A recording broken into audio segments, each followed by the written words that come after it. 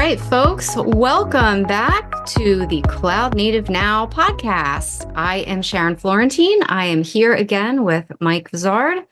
And this week we have a great show for you. We're going to span all kinds of different cloud native topics. But the first thing we want to kick off with is an announcement that Octopus Deploy made that they have acquired CodeFresh. And their intention in doing so, they say, is to modernize DevOps in Kubernetes environments. And I'm wondering a couple things. What does that look like? What does it mean to modernize DevOps? This is the operative conversation of the day. In fact, we were just discussing that very thing on the TechStrong gang.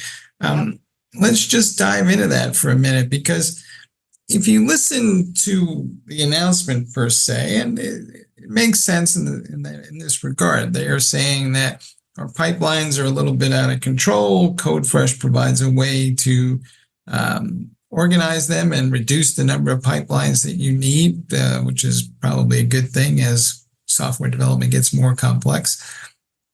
But they're also saying that with the rise of cloud native, we are seeing more DevOps teams embrace continuous development or delivery, whichever phrase you prefer. And the issue has always been that with legacy CI/CD platforms, everybody did CI and hardly anybody did CD because it was just too hard. The platforms are all snowflakes on the monolithic side. In the cloud native era, with the rise of Kubernetes, you get a consistent set of APIs that makes it easier to do continuous delivery. And so Octopus Deploy is betting that more organizations will embrace CD, and as such, they will look for a CI front end that is more closely aligned, or at least loosely coupled to the CD platform in a way that gives people the flexibility they require. And it's an interesting argument. On the converse side, a lot of the providers of existing CI/CD platforms would argue that, well, organizations are continuing to build monolithic applications, so they need to be able to build and deploy monoliths alongside microservices-based applications, so they're not going to throw out what they currently have in place. And many of them are already using those platforms to build cloud-native applications that get deployed on Kubernetes clusters. So there may not be as compelling a need to rip and replace. That said, CloudBees has a proprietary offering that they are positioning as a modern DevOps platform. And that is interesting in the sense that they're moving away from that open source model that made Jenkins go. Mm-hmm.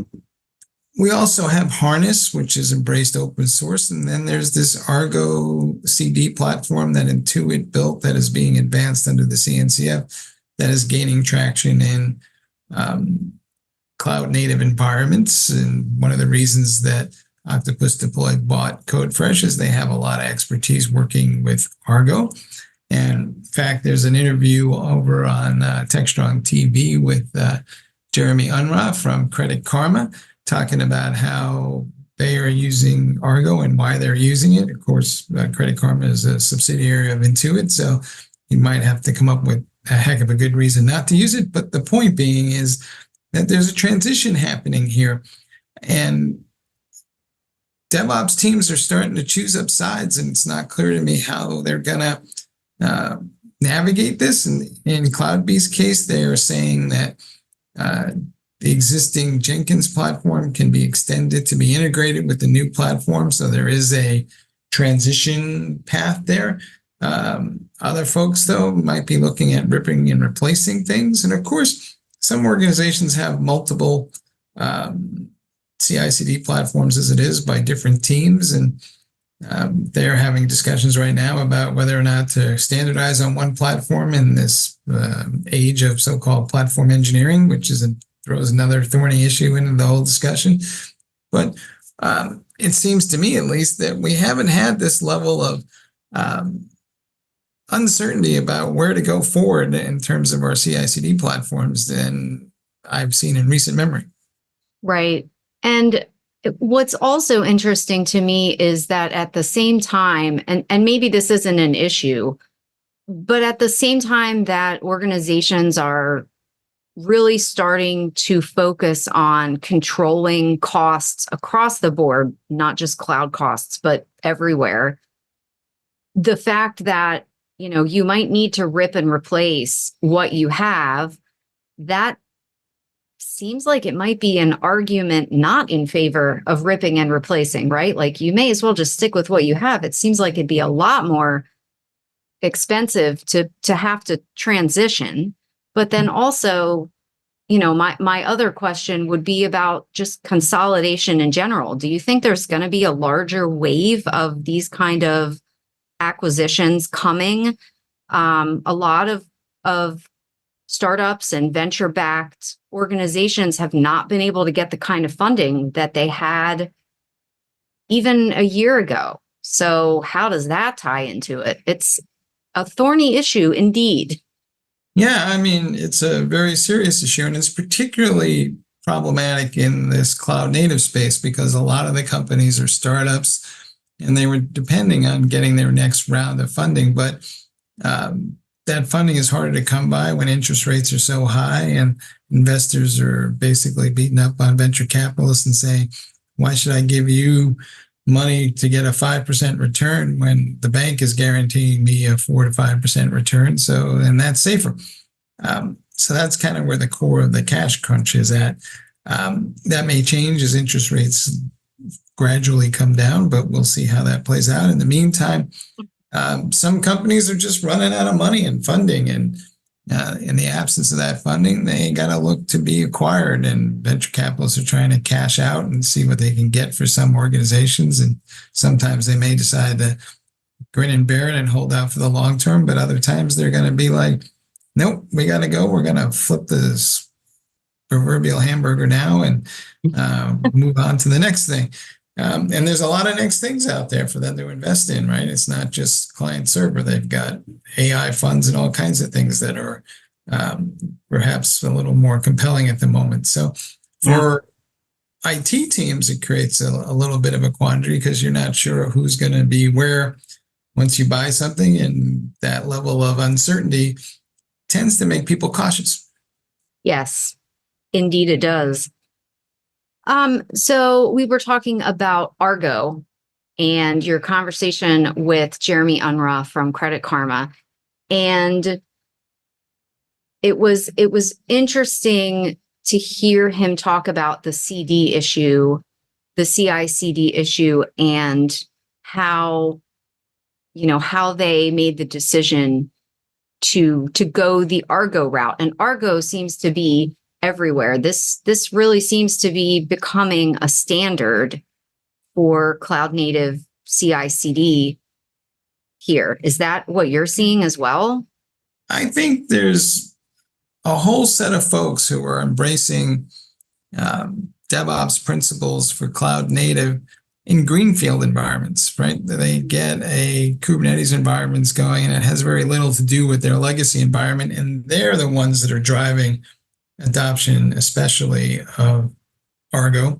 There are some organizations like Intuit that have, made a switch to Kubernetes whole hog, and they're at the front end of Argo clearly. So it's not clear to me how many organizations made that commitment, but most of those greenfield environments for Kubernetes, of which there are an increasingly larger number because there's more startup companies than ever that are building applications that are native to Kubernetes, and they don't have any legacy platforms to worry about. And so they look around and Argo pops up pretty quickly.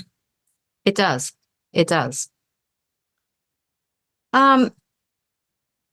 So to kind of further that a little bit and segue into our next topic, the number of Kubernetes clusters that are running now in production just keeps growing and growing and growing exponentially. And we had a great article this week about a Cast AI report that was talking about just the massive scale of cloud infrastructure waste that is generated from all of these clusters running. Go ahead. It's basically an open secret that we're wasting massive amounts of cloud infrastructure. And that part, it's just human nature at the end of the day and the way we operate, right? Developers are provisioning these environments, and especially in the case of Kubernetes, as noted in this report, they'll over provision because from their perspective, the worst thing in the world is for them to get a call at 3:00 in the morning that their application crashed. So because they don't have the resources. Right. Yep. And historically, that was the way you always did things back in the on-premise day. You just spec as much as you could possibly get or afford to get. Theoretically, Kubernetes is supposed to make it easier to scale up and scale down, but not a lot of people invoke those capabilities just yet. And the other side of this question, too, is there's so many clusters now, and they're so complex that the average person who's running IT isn't able to keep up with that anyway. So even if they are aware of the issue, their ability to do something about it is limited. Cast AI is making a case for using AI and machine learning algorithms to automate that process. But, there's a lot of people who are still on the front end of that curve. And I think they're right. I believe that we will use AI to bring more of that under control. It's not clear to me what that might do to the revenue implications for cloud service providers as we all get more efficient. But there's another factor here, and it's all those advocates for green IT who are basically noting that we need to find ways to generate less carbon. And if we keep running and over provisioning resources in the cloud, that's not helping. So I think there's, besides the cost factor and the finance team coming around with the FinOps club, there's a whole other green IT side of this equation that hasn't been factored in. But I think the pressure to be more efficient is there, but it takes a little while to do something about it. Right. And my other question, hypothetically, is all of that AI, using AI to right size, do you not also need back-end resources, many of which are running in the cloud, to be able to drive the AI solution to right size? Or am I not understanding? So how does that balance out? Like, are you just shifting cloud resources from one to the other? In the sum total of things, it's going to be more efficient. But you are spending some level of compute to make the rest of the compute efficient, but I don't think it's a huge percentage yet. We talk about AI, and there's two flavors of it, right? There's the generative AI models that OpenAI will build that, those things are massive. But then there's AI models for predictive, and those things are not massive. They're measured in maybe terabytes. And so, they don't consume as much as a generative AI model. Not all AI models are equally piggish, if that makes any sense. Okay. That makes sense. And, we're talking about not just over provisioning, but also over permissioning. And that came up as well in an article from CxO, the Kubernetes Security Operations Center, talking about their addition of tools to improve Kubernetes security. And one of the big issues that they mentioned was over permissioning. So in addition to over provisioning, a lot of DevOps folks tend to just, give access to anyone who might possibly need it. And that's a big problem. A lot of this comes back to standard security issues that we've seen that are, comes down to credentials, right? Mm-hmm. The bad guys steal the credentials, then they get into that system, they learn the system, and then they start to escalate their privileges, and then they use that to start distributing malware everywhere. And before you know it, you've got this kind of catastrophic event. In the case of Kubernetes, that is more problematic because the role-based access controls that come with Kubernetes, or shall we say, complicated and maybe cumbersome to deal with. So CxO is making it easier to implement and maintain those controls with a policy engine that they're putting into their platform, which, and you got to give these guys props. I think they came out of nowhere in the last couple of years to really kind of take a leadership position around Kubernetes security in terms of not just their platform, but, they put out a lot of good content about, what threats to look for and those things. So I would say that they're a positive contributor to the community as a whole. So I agree. Yeah. But at the end of the day, I think Kubernetes security is going to get easier. To be honest, it's been an afterthought. You would think every time we come out with a new platform that security would not be an afterthought after all these years, but it continues to be an afterthought after all these years. And there's been a lot of progress made in the last year, but I feel, could be wrong, and this might be a conspiracy theory, but I think we did not look hard enough at the security issues when Kubernetes was being rolled out, because we already knew it was complex as it was. And if we wanted to address the security issues, we would have scared even more people off. So I think we deliberately left too much to be dealt with later by others mantra, or sometimes you hear the Kubernetes community say, well, it's a platform for other platforms to be built on. Well, yep. That's not much comfort when you're the IT person going, what the heck am I doing with this thing again? Right. I think it was yet another project that they figured they could just throw over the wall to the security people without realizing that fairly soon they would also need to be some of those security people. Yeah. There is a SIG for security for the special interest group, for those who don't know what a SIG is. In the Kubernetes community. So, and they're doing a fine job, but it's trying to fix something after the fact, and it's not as always easy to do. So you got to wait for updates, but I think progress is being made. I just don't think it's coming fast enough, because these Kubernetes clusters are now, after better part of half a decade, actually showing up in production environments, and the bad guys are like, ooh, what's this? Yep. Speaking of security and open source and that kind of thing, it seems the CNCF announced that it graduated Falco to improve Linux security. So that's kind of, another layer of progress on the open source tooling project. Well, not really tooling, open source security front. I'm not entirely sure that, the notion of graduating means a lot to folks. I think it gives some level of comfort to a CIO or a senior IT leader that something has been, shall we say, vetted. Yeah. But people have been using Falco for a while now, including Sysdig that created it.